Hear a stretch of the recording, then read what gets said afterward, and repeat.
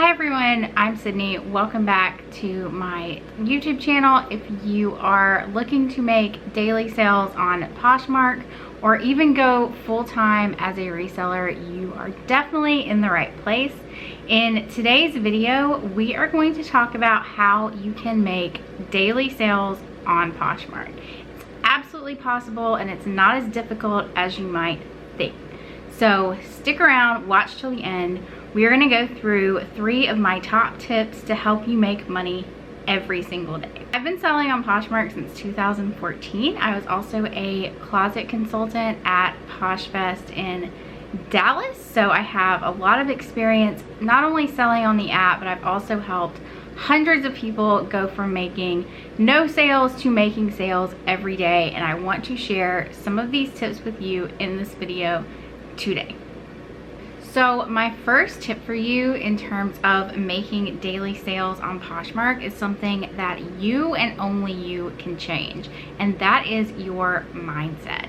You have to be in the right mindset to be a seller, to be selling things on Poshmark and to be successful at it. If you are not in the right mindset as an entrepreneur, you are setting yourself up for absolute failure. Now, if you are in my training that starts this week about how to make daily sales on Poshmark, if you have enrolled in that, we're going to go into this in much more detail than I can go into in this video. So make sure you are checking the course every day to see the videos that I'm posting in there. If you would like to enroll in my training on how to make daily sales, definitely send me an email and I can send you the details about it. I'll put my email address here. It's poshbosshelp@gmail.com. I'll also put it in the description box for you. Anyway, so you have to be in the right mindset as an entrepreneur selling on Poshmark. You have to treat this as your job. So if you are not treating this as a job, if you are treating it as a hobby, and I'm gonna steal some phrases from Shark Tank here, but if you are treating it as a hobby, it's gonna be just that, and you are not gonna make any money. So you have to put yourself into the mindset that this is your job and this is how you're gonna make money. Even if you're not trying to go full-time, maybe you're just trying to use this as a successful side hustle, to take a vacation, or to put your kids in dance class, you still have to be in the right mindset. You have to be in the mindset of selling things, and you have to really accept that failure is not an option if you want to be successful at selling on Poshmark. So put yourself into the mindset that this is a job that you are doing to make money, and you have to take it seriously. You have to treat it as a business. Make sure you're doing your bookkeeping. Make sure you are getting inventory. Make sure you're taking everything from your listing to your customer service seriously. Don't just treat this casually. Don't go weeks without shipping things. Treat this as a business, treat this as your job, and take it seriously. My second tip for you is to focus on quality over quantity. I cannot tell you how many times I have been asked, how many listings do I need before I start seeing sales every day?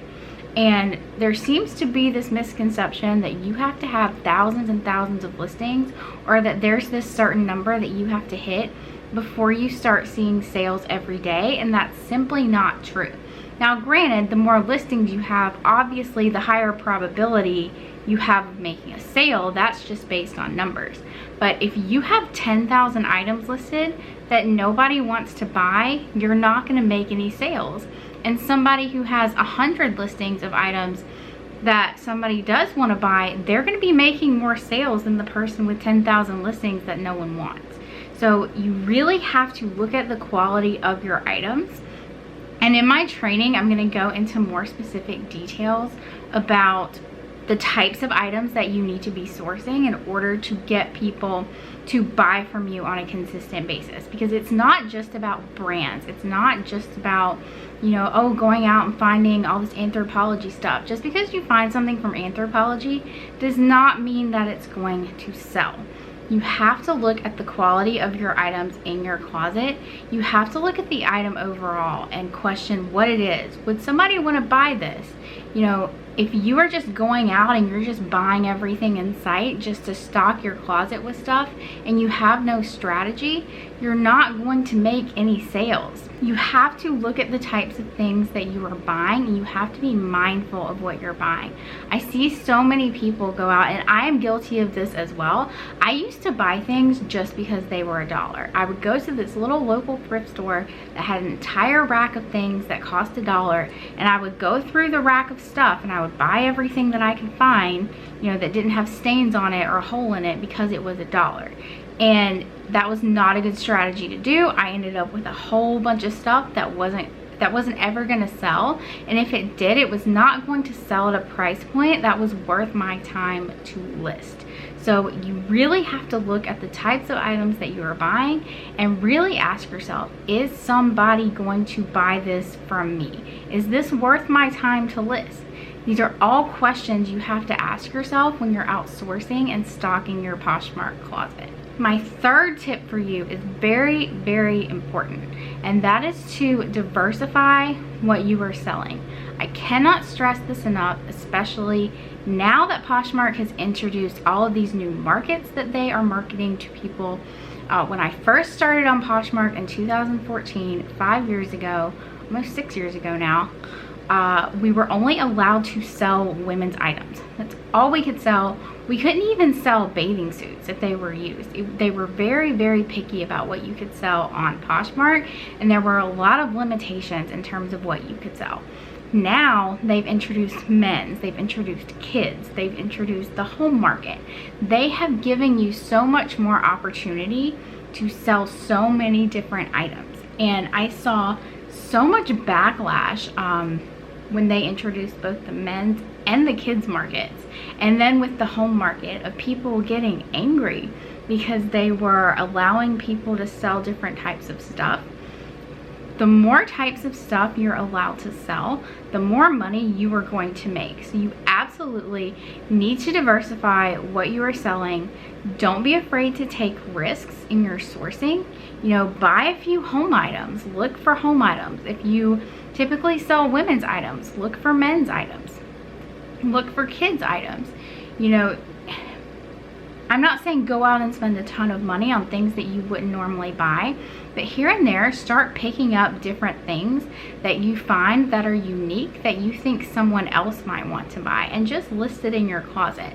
You know, don't spend a lot of money on it. Here at our Goodwills, I can find home decor pretty cheap. And so if you find something that's unique and that you think would be eye-catching in your closet, definitely grab it and list it. And you know, if it doesn't sell, no harm done, because you haven't spent a lot of money on it, but you just might be surprised if you can kind of break out of your box a little bit and start sourcing things that you wouldn't normally buy. This is how you grow. This is how you start to build your inventory. This is how you start to build your business. You have to really, you know, not necessarily just buy things that you like. You have to think in terms of the customer and what the customer would like to buy. So these are my tips for you in terms of making daily sales. And I know they're a little bit different than the kind of things that I usually talk about, but I really want you to get into an entrepreneur mindset to where you can make these sales every day. I want you to stop limiting yourself. I want you to stop hindering yourself and, you know, talking yourself out of stuff. I feel like we do this a lot. You know, talking ourselves, getting in our own heads and talking ourselves out of being successful. So have confidence in what you are doing and utilize these tips to better and grow your business. If you like this video, definitely give me a thumbs up and leave me a comment down below about, you know, what have you done in your business that has helped you tremendously? How have you changed your mindset?